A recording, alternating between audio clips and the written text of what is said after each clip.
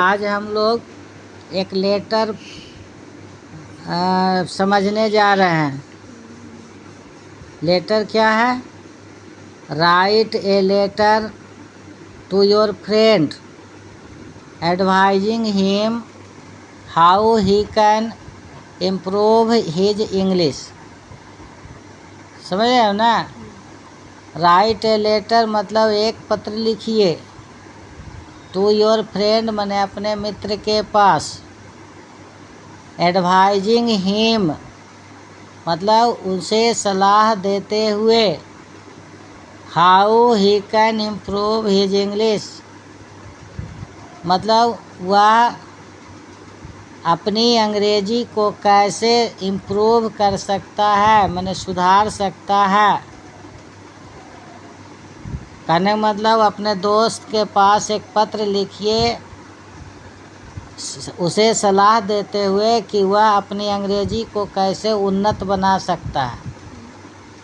ठीक है, तो इसके लिए हम लोग पत्र इस तरह से लिखते हैं। तो यहाँ जहाँ से लेटर लिख रहे हैं उस स्थान का ये एड्रेस हुआ है ना। इस लेटर को किसने लिखा? इस लेटर को ये रोहित नाम का लड़का ने लिखा। हाँ, लिखने वाला का देखो यहाँ नाम सबसे नीचे में होता है। और उसका वो जो लड़का है रोहित, उसने लेटर को जो कहाँ से लिखा है, तो उसने लेटर को लिखा है F31, उसके फ्लाइट का नंबर है जिस फ्लाइट में वो रहता है, पंजाबी बाग उसका मोहल्ला का नाम है, न्यू दिल्ली है ना, ये उसके शहर हो गया। तो लेटर का एड्रेस हो गया कहाँ, जहाँ से लिखा है उसका है F31 पंजाबी बाग न्यू दिल्ली 11 अक्टूबर 2024 ये डेट है। इस डेट को उसने पत्र लिखा। अब जैसे मान लो आज का डेट हम लिख रहे हैं मान लो लेटर आज, तो आज का डेट है मान लो 9 सितंबर है ना, तो यहाँ लिखेंगे 9 सितंबर और ईयर है कितना 2025, तो यहाँ लिखेंगे 2025। तो जिस दिन हम लोग लेटर लिखते हैं उस दिन का डेट यहाँ डालते हैं और जिस जगह से हम लेटर लिखते हैं उस जगह का एड्रेस यहाँ लिखते हैं। ठीक है। अब मान लो ये रोहित नाम का जो लड़का है ये अपने मित्र को लेटर लिख रहा है। मित्र का नाम है मान लो रामित।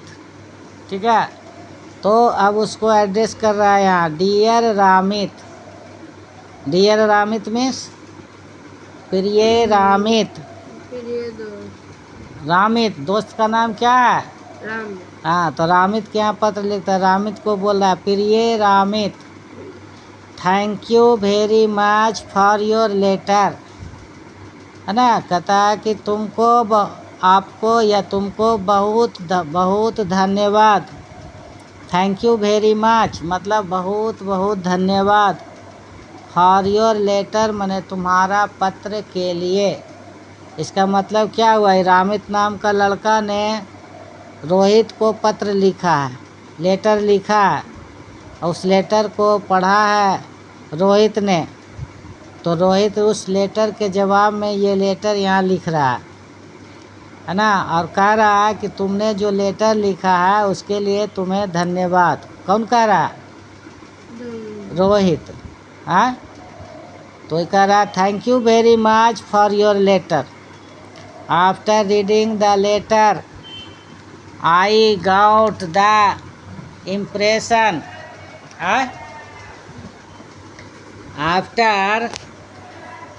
आफ्टर रीडिंग द लेटर माने पत्र लिखने के बाद पत्र पढ़ने के बाद आई गॉट द इम्प्रेशन माने मैं इम्प्रेशन प्राप्त किया that your English is a little week है ना। मैं इम्प्रेशन प्रभाव है ना, मैं ऐसा प्रभाव पाया कि तुम्हारी अंग्रेजी योर इंग्लिश मीन्स तुम्हारी अंग्रेजी इज मीन्स है ए लिटिल वीक माने थोड़ी कमज़ोर।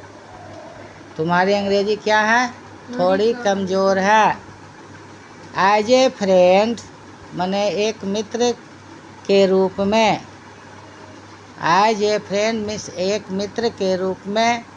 आई want to give you a few tips to improve your English.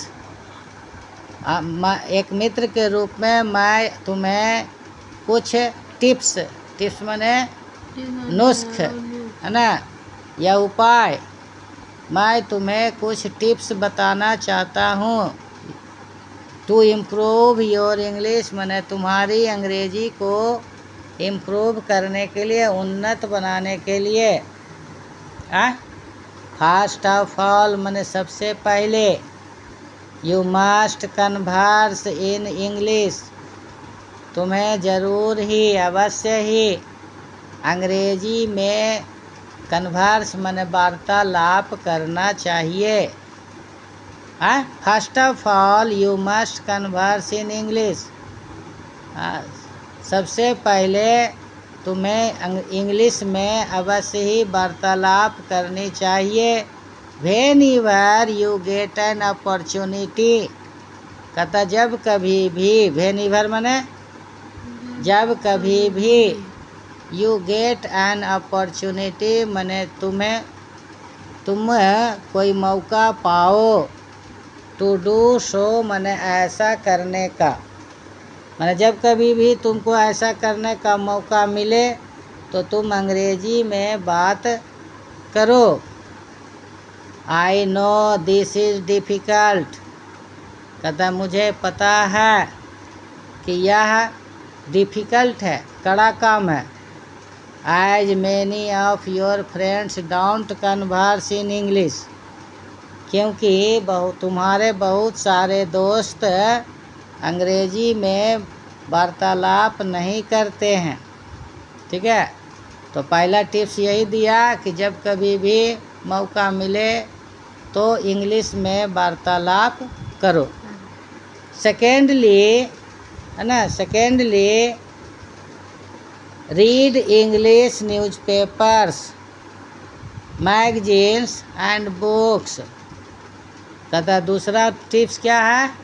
तो दूसरा टिप्स है कि अंग्रेजी के समाचार पत्र, अंग्रेजी के मैगजीन्स और किताबें, बुक्स माने किताबें, रीड माने पढ़ो। While reading these, while reading these, कहता जब ये सब पढ़ोगे, कीप ए डिक्शनरी, तो साथ में एक डिक्शनरी रखो। विथ यू माने अपने साथ।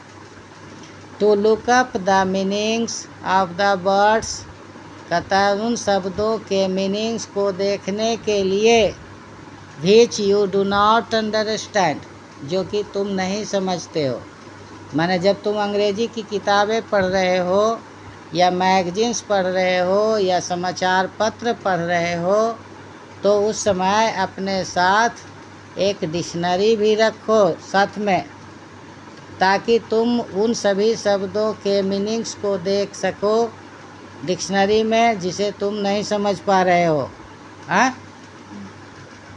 इफ़ यू फॉलो दीज, कहता अगर तुम ये सब चीज़ों का पालन करते हो।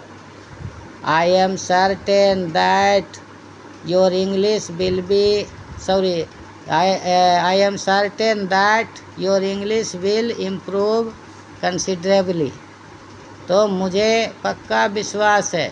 आई एम सर्टेन, मैं निश्चिंत हूँ कि तुम्हारी अंग्रेजी विल इम्प्रूव माने उन्नत बनेगा, कंसिडरेबली माने अच्छी खासी, माने तुम्हारा अंग्रेजी बहुत अच्छा खासा उन्नत हो जाएगा, है ना। Please convey my regards to uncle and aunty. लास्ट में ये जो लड़का है रोहित, ये रमीत के मम्मी पापा को बता रहा है कि अंकल और आंटी माने अंकल, चाचा और चाची, तो अंकल आंटी किसको बोला? रमित के मम्मी या पापा को बोला। तो बोल रहा है कि please convey my regards to uncle and aunty, कृपया करके मेरा प्रणाम है ना चाचा और चाची को भेज दो, यानी मेरा प्रणाम मेरे तरफ से कर दो कि मम्मी रोहित जो है तुमको प्रणाम किया, पापा जी तुमको प्रणाम किया। कौन? रोहित। रोहित जो मेरा दोस्त है। हाँ, इस तरह से ये तुम्हारा लेटर है। इस लेटर में तुमको सिखाया गया कि कैसे कोई एक दोस्त किसी दूसरे दोस्त को पत्र लिखता है ना, सलाह देते हुए। Thank you for watching this video.